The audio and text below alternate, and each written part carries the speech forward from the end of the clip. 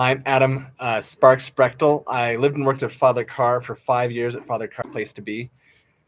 Actually, took care of Father Carr's Place to Be for 5 years. Father died 3 years in, um, and there was something. He would sometimes like hold my arm and say, "Well, you still have such strength," and he was.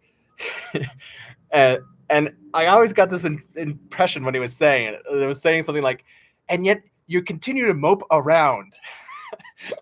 um, and it was like one of these fascinating things because he apparently was like a dynamic mover back in the past, like bodily. He would move around and was quite a bit of energy. I never saw him during that time. I only saw him when he was running around on his red scooter,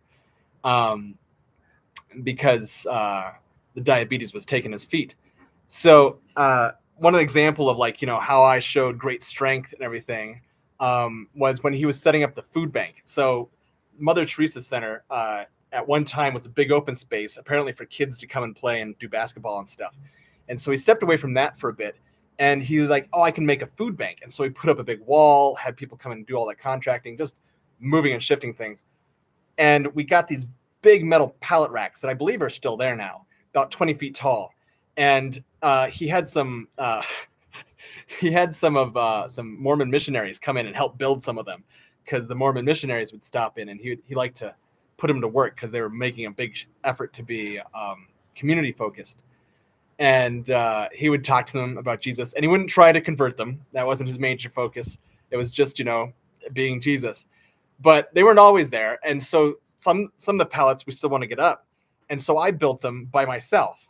And the way I would do that is I'd put like a 6-foot the crossbar. I'd attach it to one of the 20-foot tall parts, and then when I got enough of those connected, I would be able to tip it up and connect the one on the other side, and I'd bang them in place using another crossbeam as like a hammer. So I was doing pretty well physically, and I'd climb up on top of them to set up the next level by getting up there, putting that in place, and then smacking it in place with another crossbeam. So that was dangerous. Don't do that. That's not a thing to do. But the point is I had this, ability, and yet Father still just fascinated me because, and just blew me away because he was asked to do funerals for people that were outside of the church, or, just wanted him to come and do them. But the thing is a scooter doesn't go into the cemetery very easily. So he was going to take his car. And the thing is, being in the car, you can't quite reach the crowd all the time. So you're not quite next to him. And so he decided not to let that deter him. And this is a normal thing for Father Carr.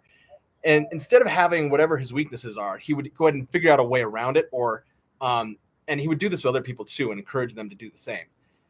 And so he put a loudspeaker in the car, and then he would praise Jesus from the car out in the front of in the cemetery, and he'd give his homilies or his little talks at death there in the car.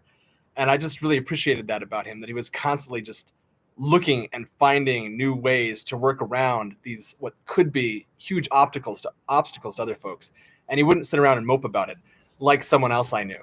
And that was a great inspiration, and I really appreciated that. So there's Father Carr teaching me creativity for Christ, and it was one of the greatest messages that I got from him, and I hope I keep on trying to use.